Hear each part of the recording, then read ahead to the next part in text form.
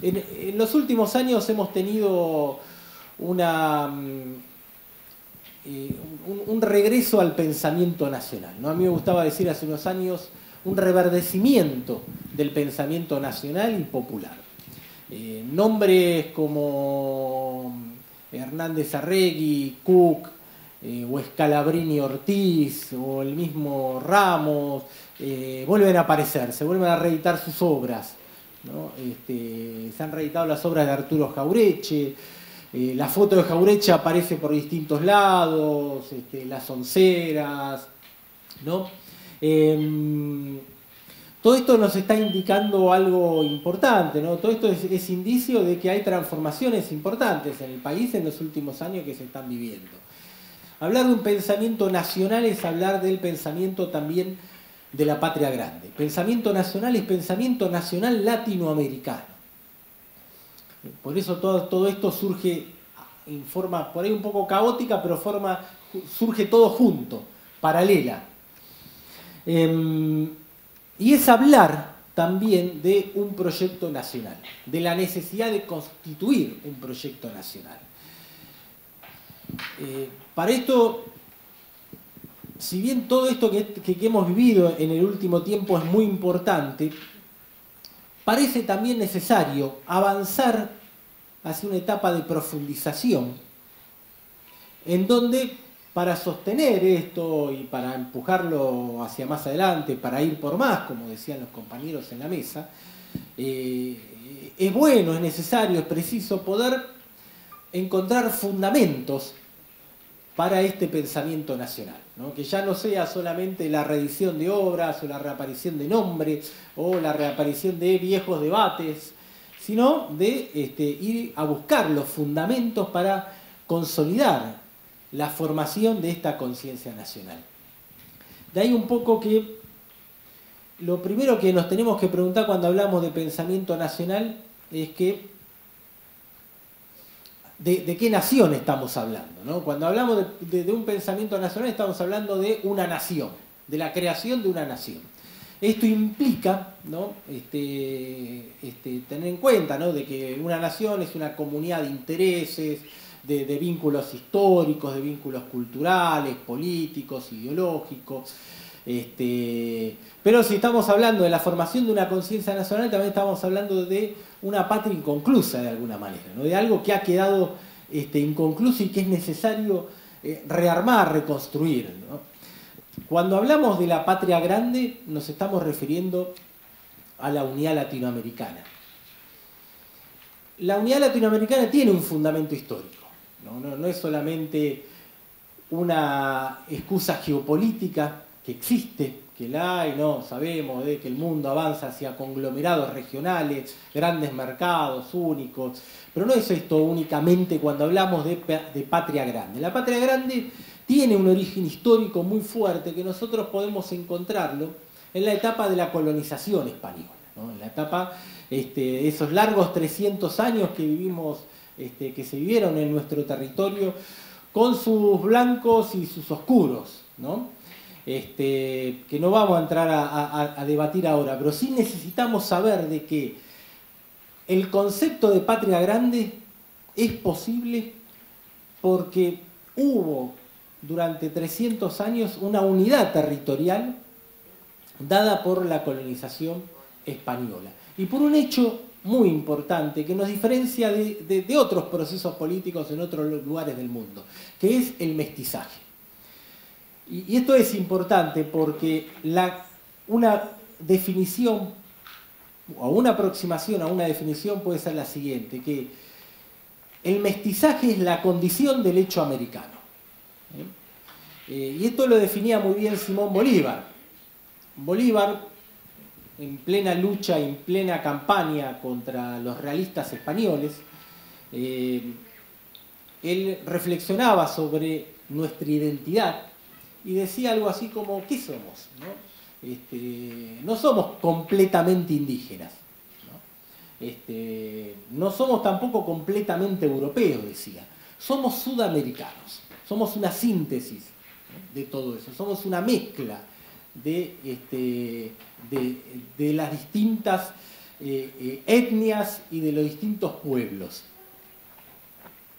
Ustedes saben de que el término América Latina es un término que tiene un origen equívoco, ¿no? Porque nuestros luchadores por la emancipación no hablaban de América Latina, ¿no? Ellos hablaban de lo americano en general, para referirse a una unidad territorial.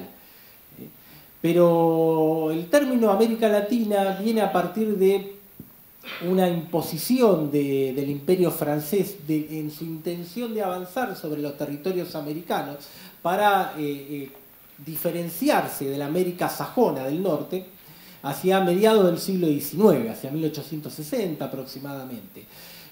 Fue Napoleón III, por consejo de un asesor que se llamaba Chevalier, que le dijo, bueno, contra la América sajona inventemos la América Latina. Al punto tal de que luego esto vino acompañado por la invasión francesa a México, que fue rechazada por los mexicanos. Es decir, el origen del término América Latina es un origen polémico, equívoco. No obstante, con el correr del tiempo fue apropiado por nuestros pueblos y es utilizado con mucha fuerza y tiene un significado poderoso. Esto del pensamiento nacional, ¿se plantea en todos los países del mundo? Bueno, la respuesta es no. La respuesta la venimos a encontrar en nuestra historia. Una vez derrotados los proyectos de emancipación americana, de unidad latinoamericana, de Simón Bolívar, de San Martín, de Mariano Moreno, de Bernardo Monteagudo, de Artigas. Derrotados este proyecto de unidad latinoamericana, nuestro continente se ve sometido a una disgregación territorial. Si el concepto de nación o la construcción de una nación se hace a partir de la consolidación de fuerzas que tienden a la integración, nuestra primera parte del siglo XIX nos determinó de que las fuerzas disgregadoras triunfaran sobre las fuerzas integradoras. Esto es lo que se conoce como la balcanización de nuestra América. Entonces, nuestra organización nacional se dio, como se dio en el resto de los países latinoamericanos, con una disgregación en 20 países, más o menos, que se van a ir sumando cada vez más, donde cada uno de estos órdenes sociales guarda una similitud, ¿no? Tiene una misma característica. Si en Europa la clase social dominante era la burguesía industrial, en nuestro continente la clase social dominante va a ser la oligarquía. Y el orden oligárquico va a tener una serie de características que yo quisiera marcarlas porque es importante tenerla en cuenta. Primero, países que se dan la espalda entre sí. Como decía un pensador uruguayo, 20 hermanos que miran hacia afuera y que se dan la espalda, que admiran lo europeo, que miran hacia afuera, donde todo lo importado es lo mejor, de afuera viene la civilización y acá adentro está la barbarie, donde se integran a la división internacional del trabajo, a la economía mundial, con un rol de dependencia, con un rol sumiso. Somos economías primarizadas, sin desarrollo productivo, sin desarrollo industrial, sin desarrollo integrado, sin desarrollo regional, donde hay grandes ciudades, puertos que someten a todos los pueblos, las masas populares del interior. Esto que se dio en nuestro país también se dio en el resto de los países latinoamericanos, ¿no? Y al orden oligárquico que se crea, que es el modo en que se dio nuestra organización nacional a mediados del siglo XIX, le correspondió también al mismo tiempo una cultura dominante. Esta visión de mundo al servicio del país oligárquico se sostiene principalmente a partir de un modo de interpretar la historia, que es lo que nosotros conocemos como la historia oficial. No es tampoco un término gratuito el que se le pone, ni tampoco arbitrario, ni tampoco una exageración hablar de historia oficial, sino que se usa este término para designar justamente a la interpretación de la historia que emerge de ese pensamiento colonial o antinacional u oligárquico, como ustedes quieran llamarlo. Tanto es así que el creador, el padre de esta historia, es al mismo tiempo el jefe político que crea la Organización Nacional Oligárquica en nuestro país, que es Bartolomé Mitre. Por eso la historia oficial es la historia mitrista. Mitre es un personaje muy particular, muy especial, pero muy terrible para nuestra historia. Él fue presidente del 62 al 68, es el que lleva adelante, el que conduce las guerras de policía contra las montoneras, especialmente contra las montoneras del noroeste, contra las insurrecciones del Chacho Peñalosa, Felipe Varela, es el que negocia y concilia con Urquiza.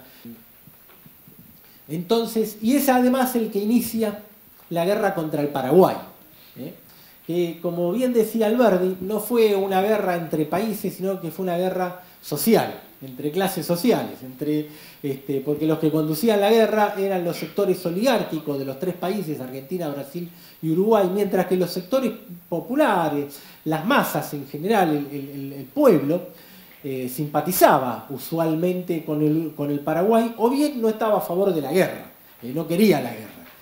Entonces, esto le llevaba a Alberdi a sostener que era una guerra entre clases sociales, y que fue una guerra que fue clave para la constitución de los países oligárquicos, porque terminó con el proyecto de desarrollo autónomo y ese mal ejemplo que podía representar el Paraguay en ese momento, y con integrar la Cuenca del Plata al servicio del proyecto agroexportador de economía primaria que tenía el proyecto inglés, la banca inglesa en nuestro país, ¿no? en nuestra región. ¿No? Tomemos, por ejemplo, las dos grandes tradiciones de pensamiento que son el liberalismo y el socialismo, ¿no? El liberalismo en nuestro país, que tiene su origen en, ustedes saben, el liberalismo político tiene su origen en la Revolución Francesa, en el ideario de la igualdad social, de la soberanía popular. Va a ser tomado en buena medida por Mariano Moreno, por Castelli, por Monteagudo, el mismo San Martín, que va a hablar del Evangelio de los Derechos del Hombre, para referirse a la Declaración de los Derechos de la Revolución Francesa.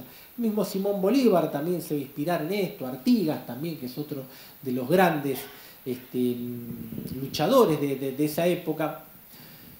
Pese a esto, con el tiempo ese liberalismo político va a ir modificándose, va a ir cambiándose y va a ir olvidando su costado político y va transformándose en un liberalismo meramente económico, que va a consagrar un ideario de un Estado ausente, que no tiene que intervenir en la economía, porque lo que hay que hacer es traer al capital extranjero.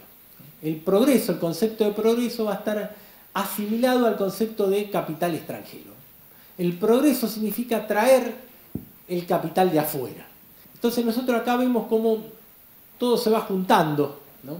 Donde se va formando una visión de mundo con una serie de mitos en donde se olvida lo principal, en donde se omite decir lo principal, de que somos un país dependiente, de que somos un país que tiene una cuestión nacional pendiente, que todavía no ha sido realizado, que nuestro origen como país está en la disgregación de la patria americana hacia principios del siglo XIX, que, como dijo un pensador argentino muy lúcido, un gran intérprete que era Ramos, él decía: somos argentinos porque fracasamos en ser americanos. A mí me gusta eso porque sintetiza muy bien, ¿no? nuestra problemática. Entonces acá llegamos a una nueva conclusión, ¿no? Donde la diferencia, el pensamiento nacional es el pensamiento que toma conciencia de la existencia de una causa nacional, de una cuestión nacional, que toma conciencia de la necesidad de construir una patria, que cree que no existe una patria, de que la tenemos que hacer, de que nosotros somos un país dependiente y que necesitamos liberarnos y que esta liberación, esta creación de la patria se hace a partir de la construcción de la gran nación latinoamericana, que nuestra patria no es únicamente nuestro país, que en algún modo lo es, pero que a la vez nosotros somos una provincia de una gran patria que es América Latina, que es nuestra América, la patria grande. La toma de conciencia de esta realidad, de este hecho, es lo que divide al pensamiento nacional del pensamiento de la historia oficial o del pensamiento colonizado, del pensamiento del país oligárquico. Jauretche lo decía, Jauretche es uno de los grandes pensadores nacionales de nuestro tiempo, ¿no? Su lectura es imprescindible para poder comprender la realidad de nuestro país, el mundo en el que vivimos, y tal vez sea junto con Hernández Arregui o Scalabrini Ortiz, de los grandes pensadores que hemos tenido en nuestro país.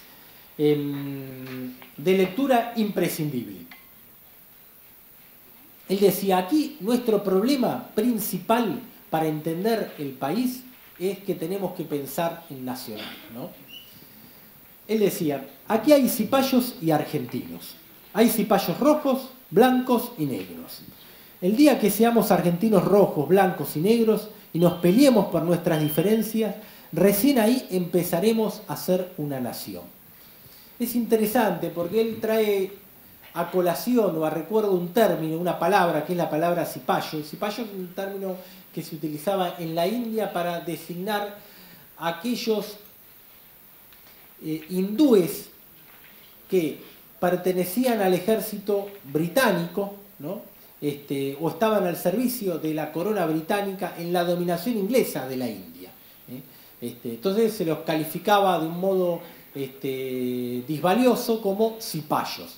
Jauretche recupera este nombre, en verdad lo hace Ortiz Pereira antes, pero Jauretche lo trae para designar, para ahí un poco forzado, pero en esencia sirve bastante bien para designar a aquel pensamiento que está puesto al servicio de la dominación extranjera, ¿no? Al servicio del capital extranjero.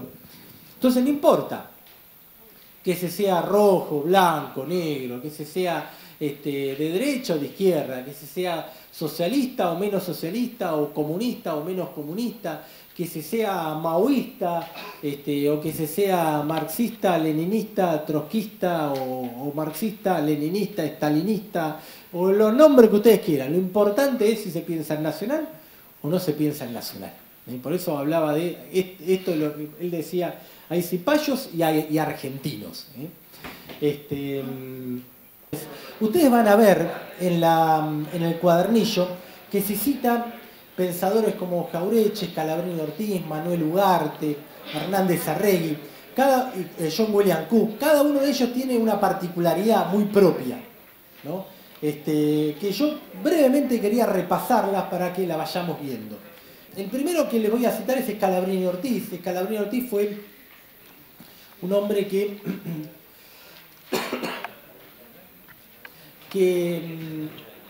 él realiza una tarea muy importante. Él era un gran escritor, que además de ser un gran escritor, era un tipo honesto,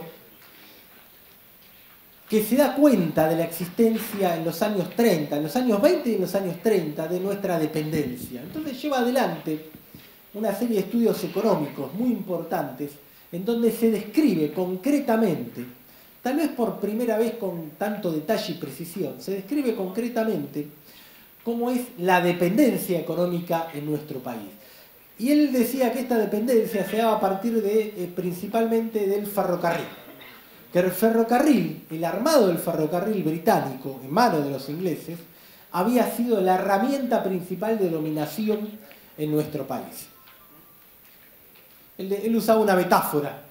El ferrocarril como una telaraña metálica que asfixiaba al país. Si esta había sido una herramienta económica que había servido en los países capitalistas industriales para el desarrollo productivo, en nuestro país, por ser un país semicolonial y dependiente, había tenido el efecto contrario. Es el caso de la India, por ejemplo. Y acá hay algo interesante, ¿no? Porque Scalabrini Ortiz vio lo que en su momento Marx no había visto, ¿no? Marx decía que la llegada del ferrocarril en la India iba a desarrollar productivamente a ese país, pese a las consecuencias nocivas que tenían los soldados ingleses. Después se va a dar cuenta que no era así hacia el final de su vida. Pero Scalabrini es quien en nuestro país describe con mucha claridad y precisión esta dominación. Jauretche decía que con él íbamos a pasar de un antiimperialismo abstracto, de consignas, a un antiimperialismo concreto, donde ahora sí sabemos cómo nos dominan a los argentinos. Y Scalabrini tiene una particularidad importante, que es tal vez el cierre de la charla de hoy, que es la siguiente.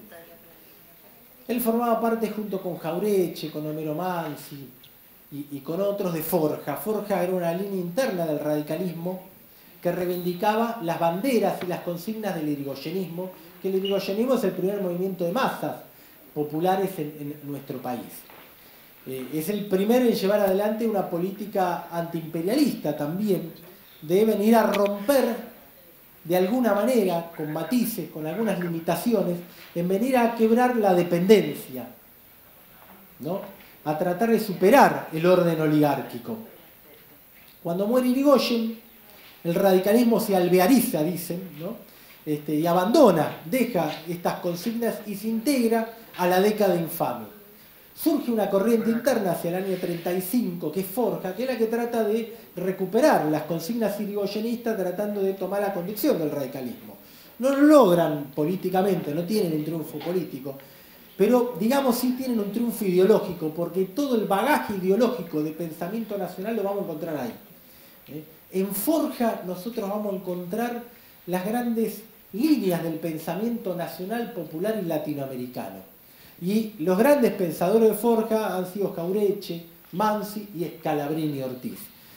Y esto es un dato importante, porque ellos van a venir a hacer la conexión entre el irigoyenismo y el peronismo, resaltando lo que tienen en común, como movimiento nacional, como movimiento de masas, que no es otra cosa que asumir la característica propia de nuestros países latinoamericanos, ¿no? Si en Europa la contradicción social principal es entre burguesía y proletariado, entre burguesía industrial, que son los dueños de los medios de producción, y el proletariado, que es quien pone su fuerza de trabajo, y esta contradicción social marca todas las relaciones sociales de producción en esos países, en nuestros países semicoloniales la dialéctica principal, la contradicción social principal va a estar dada por el enfrentamiento entre la oligarquía y el resto de los sectores sociales excluidos o dominados por esa oligarquía.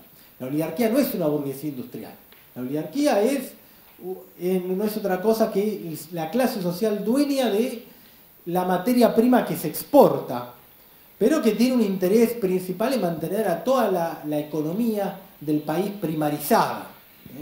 Hoy lo vemos principalmente con la soja, ¿no? Por ejemplo. Pero digamos que los grandes rasgos continúan con el tema del modelo agroexportador. Los historiadores en general hablan de modelo agroexportador. Hay que hablar de modelo agroexportador con dependencia económica, con más precisión. Esto hace que nuestros países latinoamericanos tengan la contradicción social principal dividida entre el enfrentamiento entre la oligarquía y el pueblo. Toda esa heterogeneidad social que rodea a la oligarquía y que tiene interés en desarrollar un proyecto de nación autónoma es el pueblo.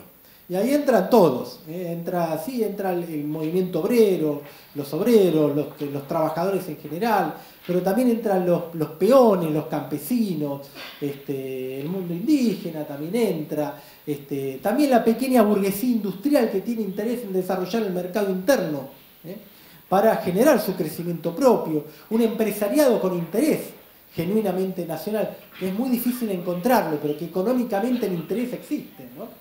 Este es el concepto de pueblo amplio que existe en nuestros países. Este concepto de pueblo da origen a la idea de movimiento nacional. ¿Por qué? Porque cuando se trata el pueblo de todos estos sectores sociales de organizarse, dan origen al movimiento nacional. El movimiento nacional no es otra cosa que el movimiento político que trata de dar respuesta, que asume estas tareas inconclusas en nuestro país. La tarea de la lucha por la liberación nacional, la tarea del desarrollo industrial, la tarea de la desmitificación del mundo colonial, ¿no? Del pensamiento colonial. Los movimientos nacionales en nuestros países han sido en el siglo XX el irigoyenismo primero y el peronismo con más fuerza después, ¿no? La reivindicación de los movimientos nacionales es una de las características propias del pensamiento nacional. De ahí que en general uno vea que el antiperonismo furioso conduzca a los distintos sectores políticos a la vereda del frente, si se quiere, ¿no? A tarde o temprano a caer en manos del pensamiento oligárquico. Bueno, vamos a hacer una pasada rapidita, así lo hacemos un poco más ameno, y ahí ahora sí cerramos y terminamos. ¿Estás vos, Martín? Sí, vos decime. Dale, bueno, esta es una figura de San Martín. San Martín, según Ricardo Carpani, ¿no? No es el San Martín que nos dibujaba Mitre, el San Martín blanco, europeizado, sino un San Martín con rasgos hasta indígenas también. Carpani los exagera, pero gracias a una investigación de Hugo Chumbita, nosotros sabemos que San Martín tuvo una madre guaraní, con lo cual San Martín no volvió a nuestro país o a nuestras tierras en 1812 porque recibió un llamado telúrico y porque tuvo añoranza, sino más bien porque venía a continuar la lucha que se llevaba adelante allá en España y que ya era derrotada. La lucha del liberalismo político contra el absolutismo, contra el despotismo, la viene a continuar acá. Y este es el San Martín adulto que ve Carpani, el San Martín combatiente, el San Martín latinoamericano o hispanoamericano. El gauchaje también representado con, en esa época, las masas y las lanzas, como la representación de lo combativo. El pueblo como protagonista de la historia. Tanto Bolívar como San Martín, como Mariano Moreno, Castelli y Monteagudo, no se dedicaron a producir un pensamiento homogéneo o a expresarlo, sino que su pensamiento se expresaba en los documentos políticos de la época porque ellos eran luchadores. Pero hay una nota característica en todos ellos, que es que la lucha por la emancipación contra el realismo español, contra el absolutismo, va acompañada de las luchas sociales, de la lucha por la igualdad social. Las dos banderas, la lucha nacional y la lucha por la cuestión social, por la igualdad.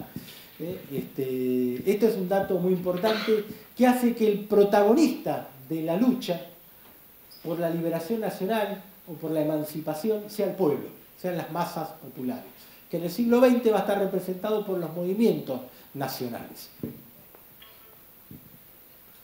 Bueno, esto es una figura, ahí estamos. El Chacho, ¿no? El Chacho Peñalosa. La reivindicación de los caudillos populares es también una nota característica de nuestro pensamiento. Nosotros tenemos que reivindicar a nuestros grandes luchadores, a los que han luchado por la igualdad social en nuestro país y por la búsqueda de un proyecto de integración nacional.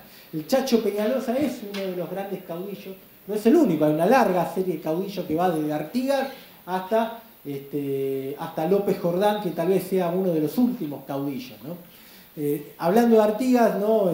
Artigas no fue un caudillo uruguayo, sino que fue un caudillo sudamericano, ¿no? Él conducía la Liga de los Pueblos Libres, con una mirada estratégica de integración sudamericana. Tal vez Artigas es quien mejor ha sintetizado la lucha por la emancipación, la lucha por la integración sudamericana o regional y la lucha por la igualdad social con su programa de reforma agraria. Bueno, este es Felipe Varela, otro de los grandes caudillos. En Felipe Varela es donde se ve claramente la lucha contra el centralismo porteñista, contra el mitrismo, porque ya ahí adopta una forma política militar concreta, que es la figura de Bartolomé Mitre.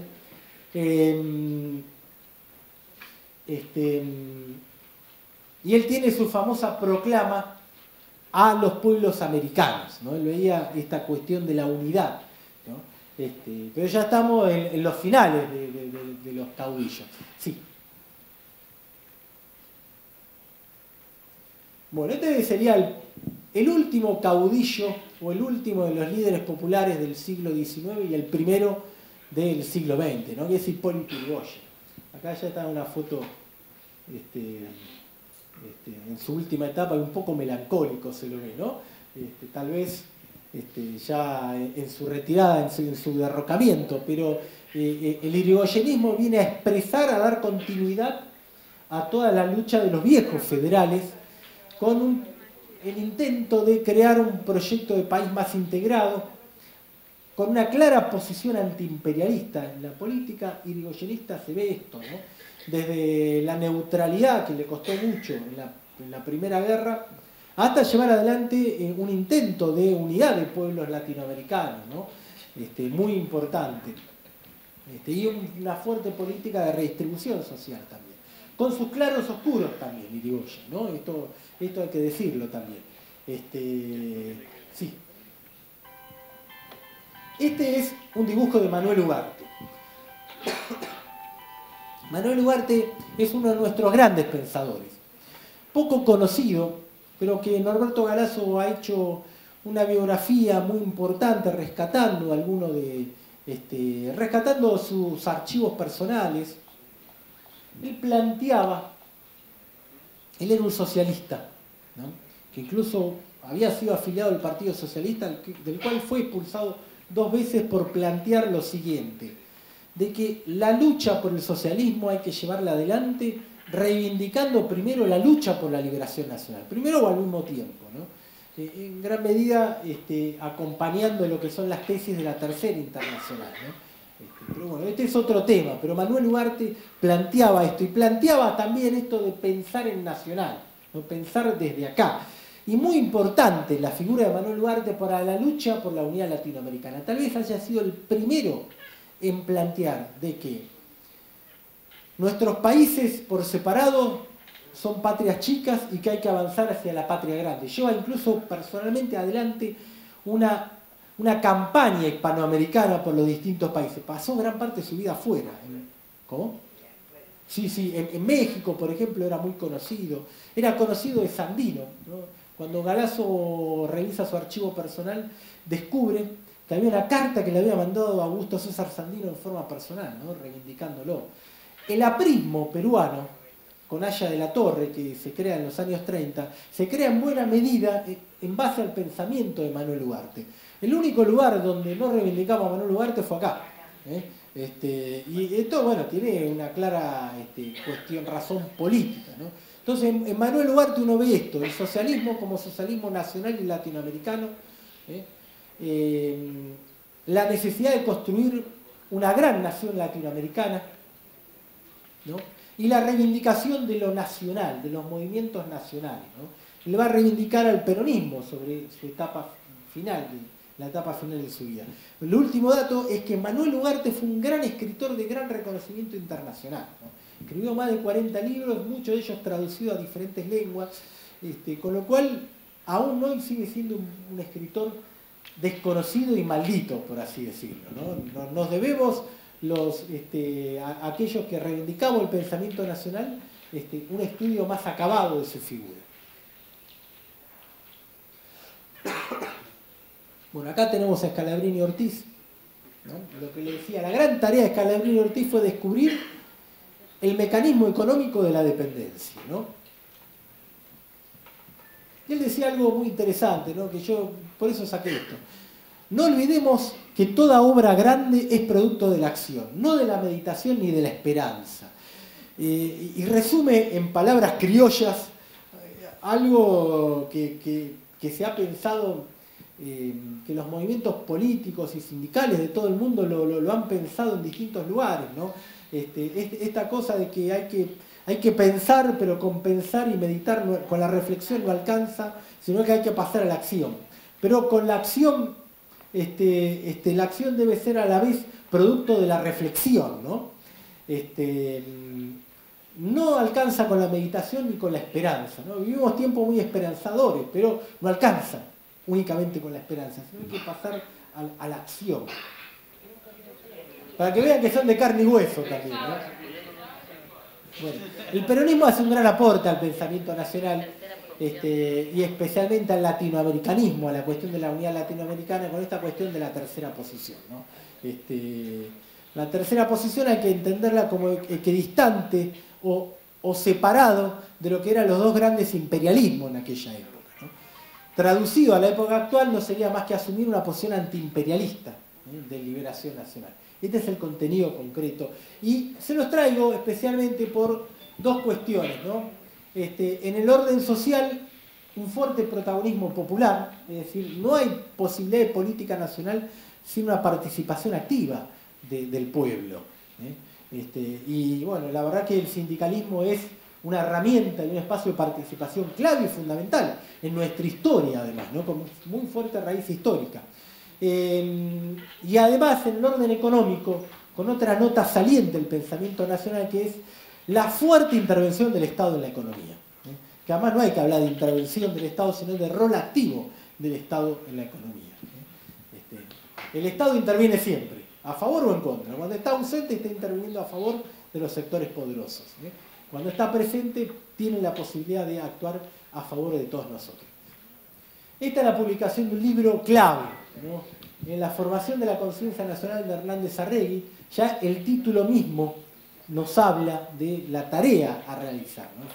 La conciencia nacional se forma, no es algo que nos viene dado de antemano, porque si queremos que nos viene dado de antemano estamos sonados, ahí nos queremos la historia oficial y el pensamiento colonizado, ¿no? Sino que es algo que hay que formarla a la conciencia nacional, rescatando toda esta historia nuestra de la lucha de los caudillos, la lucha federal, la tradición de los movimientos nacionales y de estos grandes pensadores y autores. Este es un libro clave para recomendar su lectura, ¿no? Este es Cook. Cook tiene una particularidad, ¿no? Él fue un hombre que, al igual que Arregui en su momento, tiene un origen radical, ¿no? Venía, Arregui vivió gran parte de su juventud en Villa María, estaba vinculado al sabatinismo cordobés. De hecho, en la época de Perón votó a Perón y votó a Sabatini, ¿no? Pero después Arregui se va volviendo más marxista, y él es el que dice una frase que es importante para tener en cuenta y para discutir. Él decía: soy peronista porque soy marxista, ¿no? Y es uno de los que empieza a hablar de la necesidad de una izquierda nacional en el país, ¿no? El otro que lo hace es Cook, John William Cook. Cook también tiene un origen radical, fue legislador durante la etapa del peronismo, después va a tener una etapa de ostracismo durante el segundo gobierno de Perón, donde se pelea muy fuerte con la burocracia del peronismo, y después va a volver a defenderlo a Perón en el 55, y va a ser quien va a estar a cargo de la resistencia peronista. En Cook se mezcla la idea de que la lucha por el socialismo va por la vía del peronismo, ¿no? Él va a plantear eso, el peronismo como revolución, que el destino del peronismo tiene que ser, y el destino de todos los movimientos nacionales, por lo tanto, la transformación social, ¿no?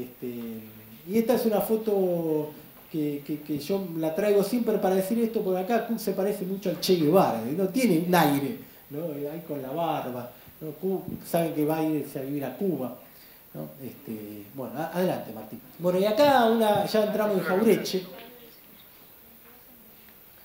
Jauretche es tal vez uno de los personajes más importantes que tenemos los argentinos para estudiar, para aprender, ¿no?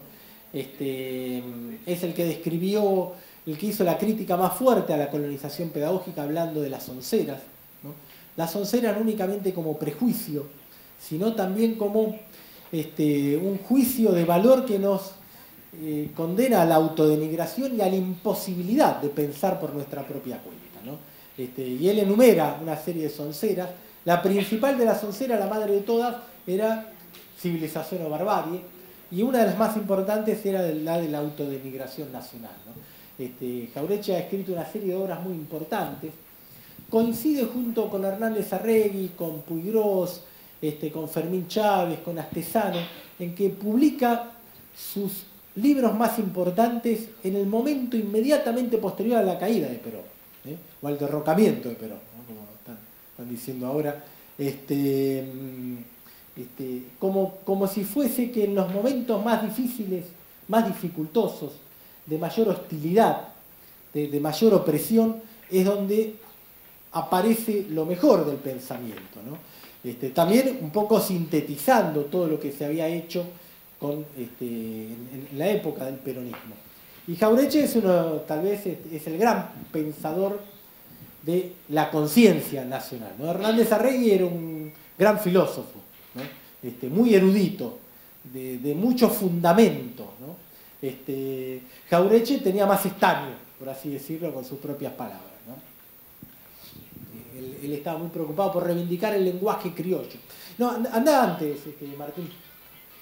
Porque acá hay una frase que es tal vez la clave de todo. Y ya ahora sí, para finalizar, vamos a terminar con esto.